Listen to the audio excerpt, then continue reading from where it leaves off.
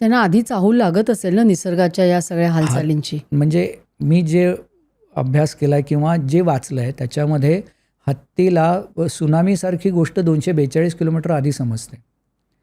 Tsunami ज्या ज्या परिसरात आली त्या त्या ठिकाणी हत्तीचा मृतदेह कुठे सापडल्याची अजून नोंद मला मिळालेली नाही. आणि आम्ही प्रयत्न करतोय ते शोधण्याचा की कुठे नोंद मिळू शकते का. पण हत्ती हा एवढा असा हा निसर्ग चक्राचा एक अविभाज्य भाग आहे, तरीसुद्धा त्याच्याबद्दल बरेच गैरसमज आहेत. तर तुम्हाला म्हणजे सरकारचा आणि लोकांचा सपोर्ट मिळतो का? कारण तुम्ही आता कॉरिडॉर करताय की जिथे तुम्ही जंगल जी आहे ती परत वाढवताय, तर तुम्हाला हा सपोर्ट मिळतो का? काय चॅलेंजेस आहे त्याच्यात? सगळ्यात मोठा चॅलेंज सांगू, आपल्याला लहानपणी एक गोष्ट होती. 4 लोकांच्या डोळ्यावर पट्ट्या असतात किंवा ते आंधळे असतात. एक म्हणतो हत्ती सुतळीसारखा आहे, शेपटी पकडतो. एक म्हणतो हत्ती खांबासारखा आहे, पाय पकडतो. एक म्हणतो सुपासारखा आहे, कान पकडतो. अखंड हत्ती लोकांना कधी कळलाच नाही आहे. आणि ज्या परिसरात 20 वर्ष तुम्हाला हत्ती प्रॉब्लेम आहे हे सांगितलं जातं. नाकारला होता का हत्ती? आलेल्या हत्तीची लोकांनी पाद्यपूजाच केली की, त्याच्या पावलाच्या ठस्याची पूजाच केली की. मग ती सकारात्मकता एकदम काही वर्षानंतर नकारात्मकतेमध्ये का बदलली?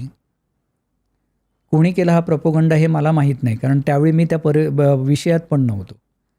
पण एक हा प्राणी नकारात्मक आहे ह्याच्यापासनं हा निसर्ग चक्राचा आर्किटेक्ट आणि इंजिनियर आहे हे लोकांना सांगणं गरजेचं आहे.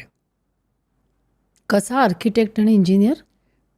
हत्तीच्या एका वेळच्या शेणावरती 7 ते 17 हजार किडे जगतात, ज्यांचं निसर्गामध्ये असणं गरजेचं आहे.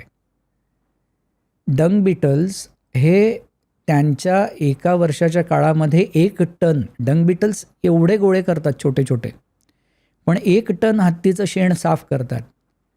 ते शेण आपल्या बिळात नेतात आणि तिथे त्याचे गोळे करून साठवून ते खातात.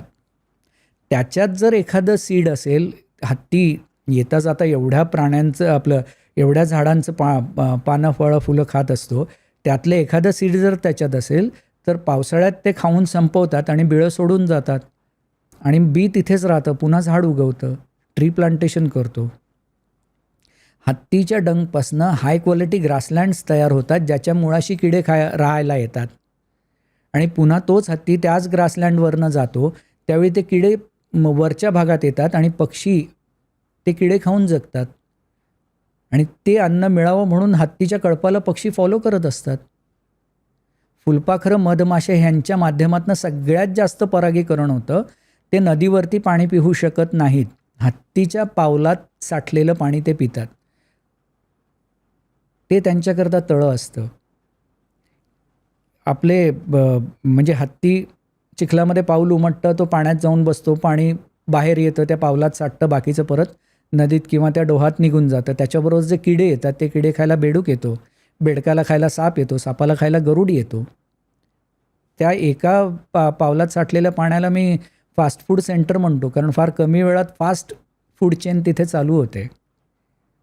हा जर हत्ती नाहीसा झाला तर त्याचा डायरेक्ट परिणाम माणसावर होणार आहे, इनडायरेक्ट परिणाम होण्याची गरजच नाही आहे. जंगलात पाणी जमिनीखालती कुठे आहे, दुष्काळी भागात चालताना हत्तीला ते समजतं.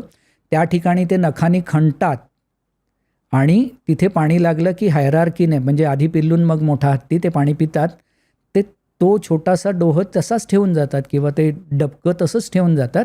त्याच्यावर जंगलातले इतर प्राणी जगत असतात. आपण ॲनिमल नावाचा चित्रपट काढू शकतो, पण आपण प्राण्यासारखं जगू शकत नाही.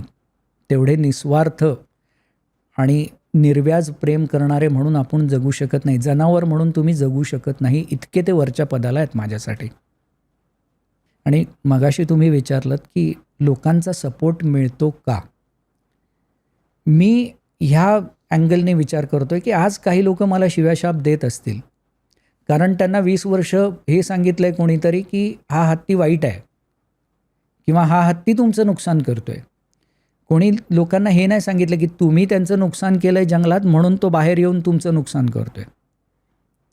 त्यांना एकाच अँगलने सांगितलं, हा हत्ती तुमचं नुकसान करतोय. मग ज्यावेळी मी लावलेल्या झाडांचा त्यांना उपयोग होईल तेव्हा त्यांना पटेल. जर त्यांना पटवूनच घ्यायचं नसेल तर त्यावेळेला मी काहीच करू शकत नाही. पण मी काम तर करू शकतो.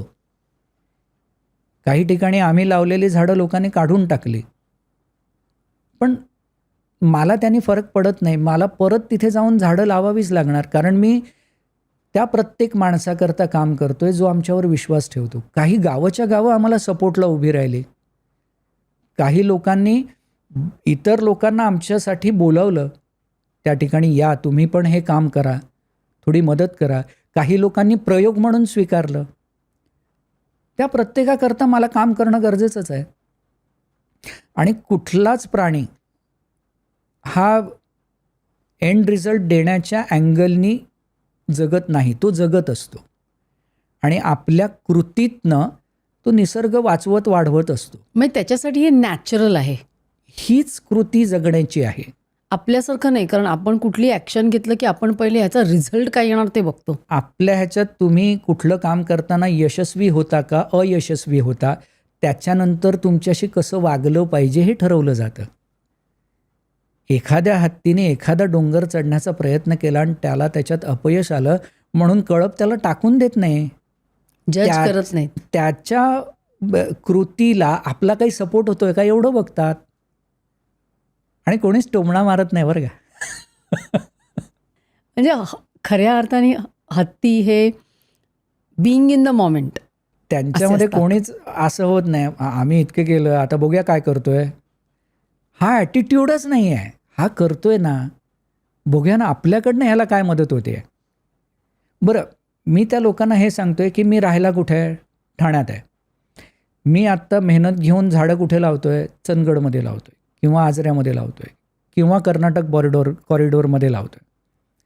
त्याचा मला ठाण्यात काय उपयोग आहे का? त्रास कोणाचा, वाचली झाडं खाल्ली हत्तींनी तर त्रास कोणाचा कमी होणार? माझा होणार की तुमचा होणार? त्यामुळे तेवढ्यापुरता प्रयोग म्हणून तर करून बघू. लोक तयार होतात तिथे खूप सोपं होतं काम करणं. नाही झाली तयार तर मेहनत जास्त करायला लागणार आहे. ह्याच्या व्यतिरिक्त काही नाही. तुम्हाला आयुष्य जन्माला आल्यापासून मरेस्तोवर जे काही जगायला मिळतं त्यात तुम्ही जे केलं तेच तुमचं यश आहे. 12वीत नापास झाला म्हणून कोणी अपयशी होत नाही. तो कदाचित एखादा बिझनेसमन होतो आणि MBA वाल्यांना नोकऱ्या देतो. ही क्लिप शेवटपर्यंत बघितल्याबद्दल खूप खूप धन्यवाद. संपूर्ण एपिसोड बघण्यासाठी खाली दिलेल्या लिंकवर क्लिक करा आणि सर्व काही चॅनलला सबस्क्राईब करायला विसरू नका.